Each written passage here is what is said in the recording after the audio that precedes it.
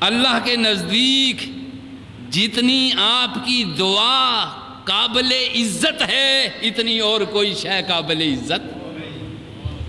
آپ اندازہ فرمائیے, اللہ کے نزدیک دعا قابل عزت ہے. اور پھر ارشاد فرما آقا دو جہاں صلی اللہ علیہ وسلم نے خوبصورت بات ان سلمان رضی اللہ تعالی عنہ, اس حدیث پاک کے راوی ہیں حضرت سلمان, قال رسول اللہ صلی اللہ علیہ وآلہ وسلم ان ربکم حیٌّ ان ربکم حیٌّ کریم یستحیی من عبدہ اذا رفع یدیہ ان یردہما صفرا. اس حدیث کے الفاظ سنیے, اس کا معنی سنیے, اس کی حقیقت دیکھیے. پروردگار کیا فرما رہے ہیں, اللہ کیا فرما رہے ہیں.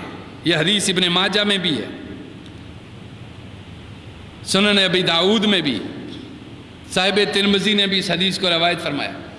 آپ فرماتے ہیں ان ربکم حیٌّ, اللہ جل مجدہ بے نیاز ہے.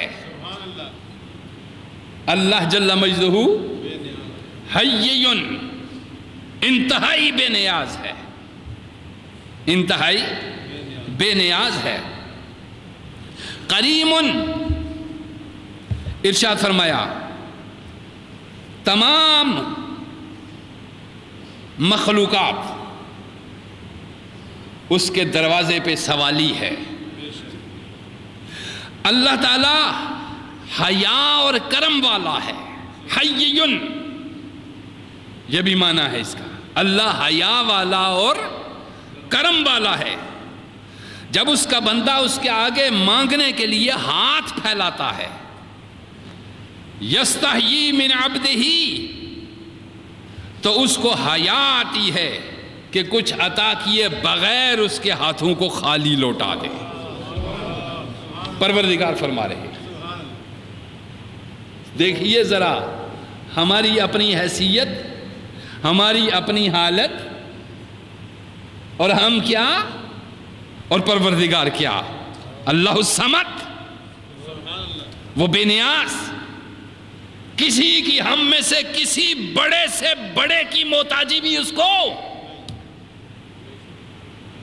کسی بادشاہ کا محتاج نہیں, کسی کا محتاج بھی وہ نہیں ہے.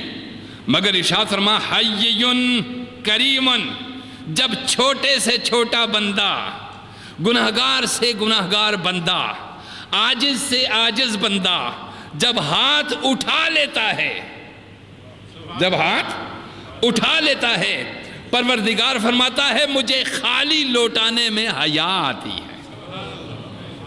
مجھے اس ہاتھوں کو, ان کے ہاتھوں کو خالی لوٹا دینے میں کیا آتی ہے, حیا آتی ہے. یہ دعا کا کام ہے. توجہ دیجیے, دعا کتنی بڑی اہمیت کی حامل. پھر خاص کر کے ارشاد فرمایا, یہ بھی سلمان فارسی رضی اللہ تعالیٰ عنہ اس حدیث پاک راوی, آپ بیان فرماتے ہیں, فرمایا صلی اللہ علیہ وسلم نے لا يرد القضاء الا الدعاء ولا يزيد في العمر الا البر.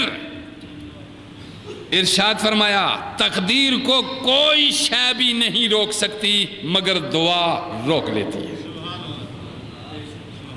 تقدیر کو کوئی شے نہیں روک سکتی مگر دعا روک دیتی ہے.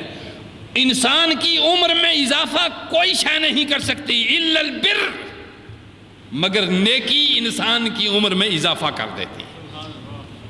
نیکی اور تقوی انسان کی عمر میں اضافہ کر دیتا ہے. ذرا سنیے دعا کی کتنی بڑی اہمیت. یہ حدیث آپ کے سامنے پہلے رکھ رہا ہوں تاکہ ہم اس کو دیکھ لیں. پھر میں نے عرض کیا تھا کہ حضور صلی اللہ علیہ وآلہ وسلم کی معیت اور آپ کا ساتھ عطا ہوتا ہے. کس طرح فرمایا وَلَا تَطْرُدِ الَّذِينَ يَدْعُونَ رَبَّهُمْ بِالْغَدَاةِ وَالْعَشِيِّ يُرِيدُونَ وَجْهَهُ.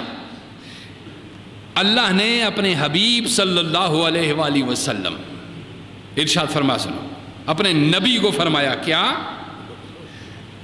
اے میرے حبیب صلی اللہ علیہ وآلہ وسلم، جو اپنے رب سے صبح و شام دعائیں مانگا کرتے ہیں، جو لوگ اپنے رب کے دروازے کو صبح و شام نہیں چھوڑتے، رب کے سامنے ہاتھ پھیلائے رکھتے ہیں، رب کے سامنے جھولی پھیلائے رکھتے ہیں، یریدون وجہہ، ارشاد فرمایا انہیں اپنے قرب سے دور نہ کیجئے گا، انہیں اپنے قرب سے دور نہ کیجئے گا، یعنی انہیں اپنے سے دور نہ ہٹائیے گا۔ پھر دوسری بار قرآن مقدس نے ارشاد فرمایا وَاصْبِرْ نَفْسَكَ مَعَ الَّذِينَ يَدْعُونَ رَبَّهُمْ بِالْغَدَاةِ وَالْعَشِيِّ يُرِيدُونَ وَجْهَهُ، اے میرے حبیب یہ مساکین جو صبح و شام اپنے رب کی رضا کے طالب بن کر دعا کے لیے ہاتھ اٹھا رکھتے ہیں، اے میرے حبیب انہیں اپنے آپ سے دور مت کرو۔ ذرا اندازہ لائیے، معیت مصطفیٰ دعا عطا کرتی ہے، حضور صلی اللہ علیہ وسلم کی معیت دعا عطا کرتی ہے۔ پھر ارشاد فرمایا آقائے دو جہاں جناب محمد مصطفیٰ صلی اللہ علیہ وسلم نے اعجز الناس من اعجز عن الدعاء، ارشاد فرمایا کہ لوگوں میں عاجز وہ ہے جو دعا سے عاجز کر دیا گیا ہے، محروم وہ ہے جو دعا سے محروم کر دیا گیا ہے۔ جو دعا سے محروم نہیں وہ رحمت سے بھی محروم نہیں، جو دعا سے محروم نہیں وہ اس کے کرم سے بھی محروم نہیں، جو دعا سے محروم نہیں وہ اس کے فضل سے بھی محروم نہیں ہے۔ آپ نے دیکھا میرے آقا دو جہاں جناب محمد مصطفیٰ صلی اللہ علیہ وآلہ وسلم نے کیا موتی پروئے ہیں۔ فرما اعجز الناس من اعجز عن الدعاء، جس کو دعا مانگنا نہیں آتا، جو دعا والے دروازے پہ نہیں آتا، اس کو اللہ کی رحمت سمیٹنا نہیں آتا، وہ رحمت سے محروم ہو جاتا ہے۔ وَأَبْخَلُ النَّاسِ مَنْ بَخِلَ بِالسَّلَامِ، ارشاد فرمایا سب سے زیادہ برا بخیل وہ ہے جو کسی مومن کے ساتھ سے گزرتے ہوئے اسے سلام بھی نہ کرے، اسے سلام بھی نہ کرے۔ یہ حضور نبی اکرم صلی اللہ علیہ وآلہ وسلم کی احادیث آپ کے سامنے رکھ رہا ہوں تاکہ ہمیں یہ معلوم ہو۔ پھر ارشاد فرمایا آقائے دو جہاں نے ارشاد فرمایا سنیے، ان اللہ رحیم حی قریب یستحیی من عبدہ ان یرفع الیہ یدیہ ثم لا یضع فیہما خیرا۔ پروردگار عالم نے ارشاد فرمایا کہ بے شک اللہ حیا والا ہے، اللہ کرم فرمانے والا ہے۔ اللہ فرماتا ہے مجھے اپنے بندے سے حیا آتی ہے کہ وہ اس کی میری بارگاہ میں ہاتھوں کو بلند کرے اور میں اس کے ہاتھوں میں کوئی خیر اور بھلائی نہ ڈالوں، مجھے اس سے حیا آتی۔